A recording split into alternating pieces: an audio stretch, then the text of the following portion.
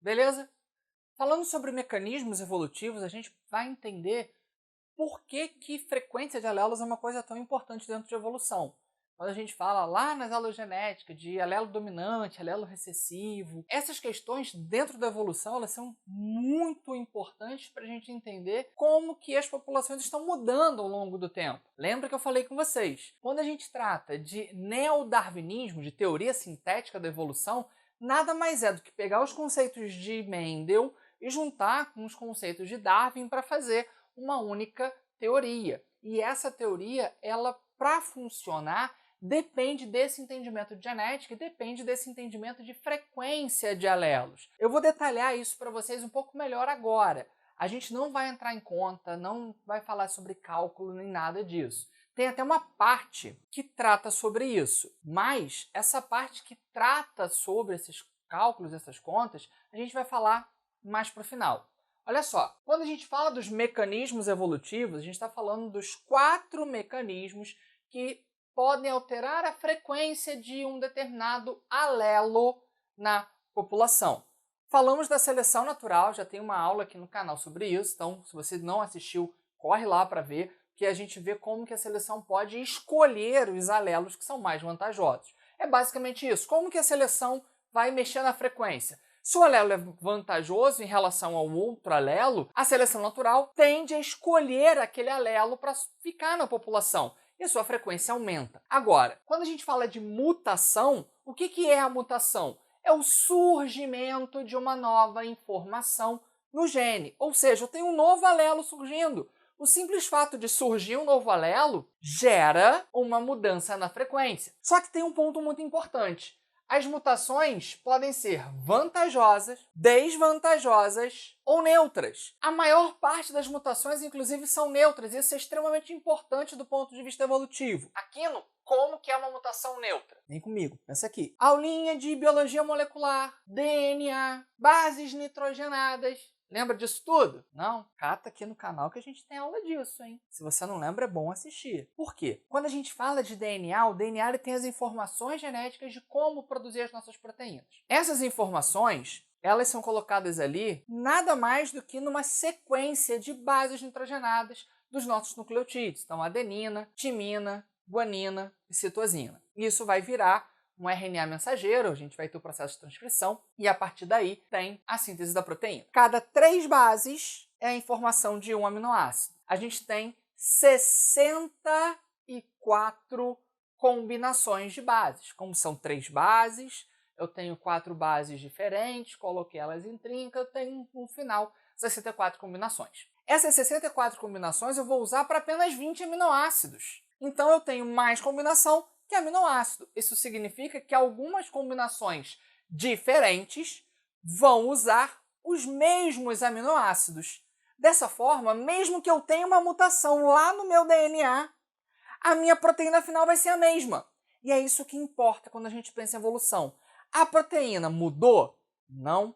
Então, é uma mutação neutra. Ela não vai ter um caráter adaptativo. Ela não vai gerar uma mudança na chance de sobrevivência daquele organismo em relação ao seu parental, por exemplo, ao organismo que deu origem a ele. Agora, se 90% das mutações são neutras, os outros 10% se dividem em vantajosas e desvantajosas. 5% de chance de produzir uma proteína pior. E como é uma proteína pior, você tem menos chance de sobreviver. Agora, 5% de chance de produzir uma proteína melhor. Ao produzir uma proteína melhor, você tem maiores chances de sobrevivência. Isso significa, se eu sobrevivo mais, eu me alimento mais, eu me reproduzo mais e deixo mais descendentes com essa característica. E aí com isso a gente mata a parte de evolução dentro de mutações. Mas nós temos ainda as migrações ou fluxos gênicos. Também é um processo bem fácil da gente entender. Migração ou fluxo gênico são comunicações que a gente tem entre populações. As populações não estão isoladas. Se elas não estão isoladas, eu posso ter entrada de novos organismos naquela população e saída de organismos daquela população. Se chegam novos organismos nessa população, eu tenho uma mudança na frequência dos alelos, eu tenho informações novas chegando ali. Se eu tenho saída de organismos, eu também tenho uma mudança na frequência dos alelos, eu estou mexendo nas informações que eu tenho. Tá? Então, quando a gente fala de fluxo gênico, a gente está falando de migração, a gente está falando na transmissão de informações entre organismos dessas populações. Beleza? Mas o meu mecanismo preferido é a deriva gênica.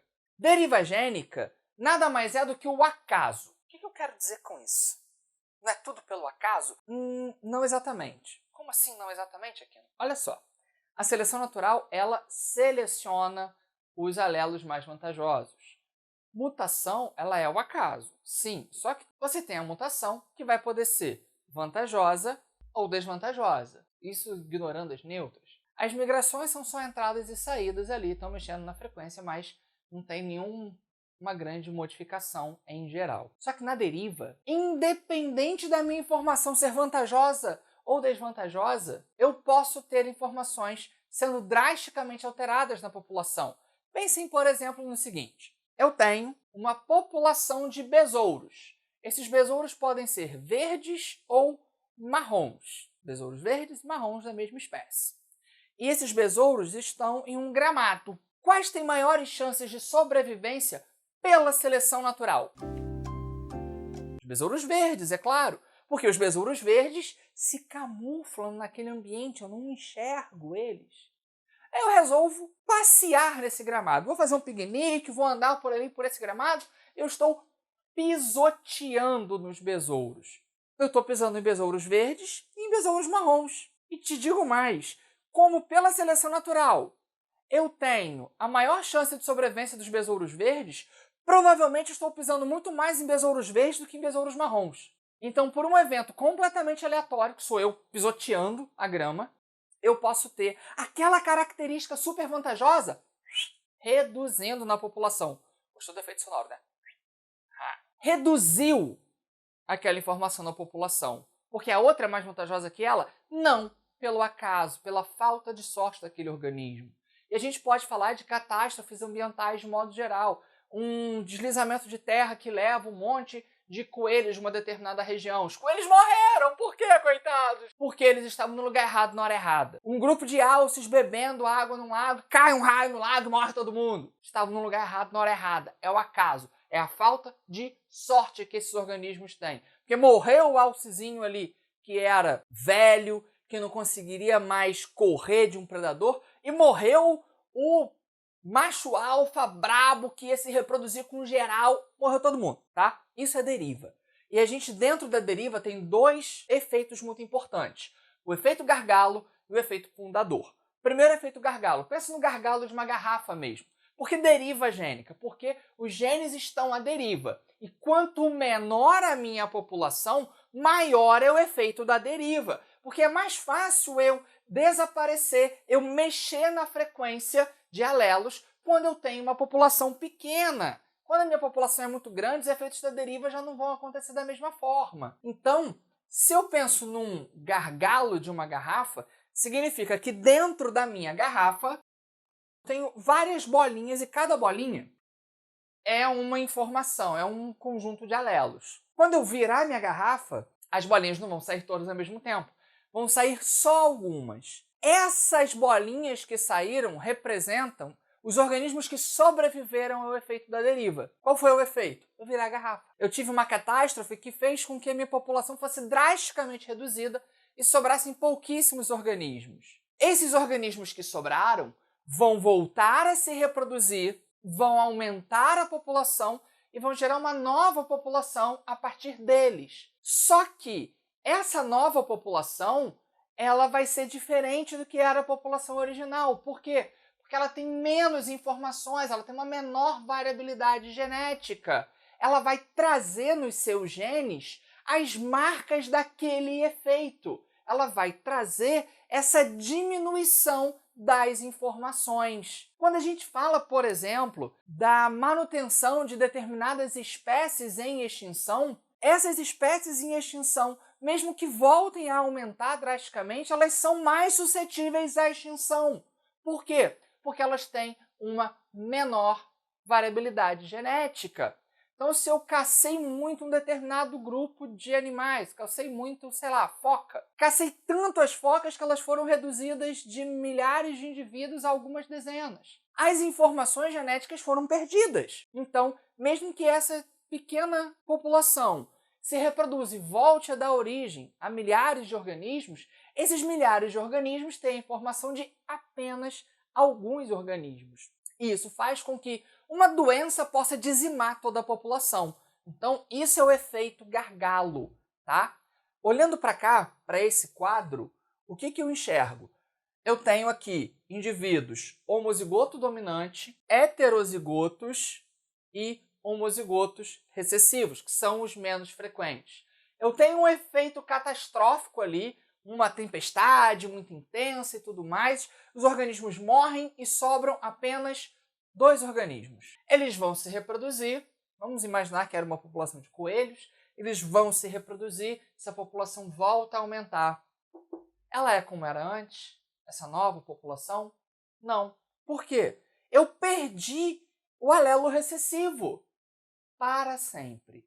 Eu poderia ter um indivíduo heterozigoto aqui dentro, e aí eu teria chance do indivíduo recessivo reaparecer, mas naquele momento ele teria sido perdido, o indivíduo recessivo, e logo a frequência diminuiu drasticamente. Nesse caso aqui ele nem volta a aparecer, tá? Isso é uma informação que foi perdida por completo. Uma outra situação, efeito fundador. Efeito fundador é uma correlação com o fluxo gênico.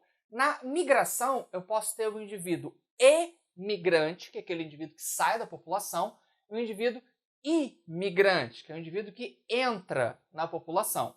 Tá? Então, você, quando faz um processo de migração, você é sempre os dois. Você emigra de uma população e imigra em outra, ok? Se a gente considerar essa população aqui, esses 2 indivíduos saíram da população e foram fundar uma nova população. Isso aqui é uma ilhazinha. Eles saíram dali, foram de barquinho e foram lá para aquela outra ilhazinha para formar uma nova população ali. Essa nova população vai ser diferente da população original? Vai. Primeiro, inicialmente eu não vou ter organismos homozigoto dominantes. Se a gente estiver pensando numa expressão variável de fenótipo, mínima, média e máxima, não tem expressão máxima, só tem a média mínima. E isso pode perdurar durante muito tempo.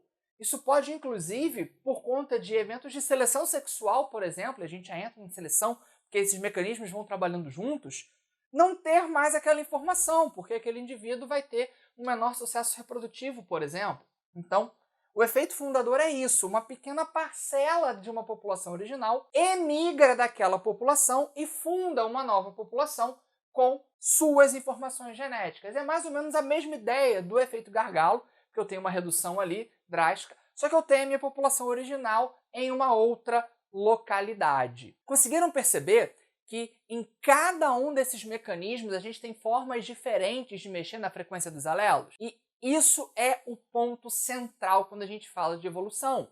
Por quê? Eu preciso ter variação, eu preciso ter variabilidade genética. Variabilidade genética é a palavra-chave do vestibular quando a gente fala de evolução. Então lembrem sempre dela, tá? Cruzamentos acontecem para aumentar a variabilidade genética. Segundo a lei de Mendel, segregação independente, aumentar a variabilidade genética. E a gente vai ter esses eventos todos aqui mexendo nas frequências, mexendo nessa variabilidade, tá bom? Então é isso, galera. Valeu, bons estudos. Se inscreve no canal, ativa as notificações para vocês pegarem as aulas na sequência, porque isso é muito importante para o estudo de vocês. Deixe as dúvidas nos comentários, compartilhe o vídeo e deixe seu like. Valeu!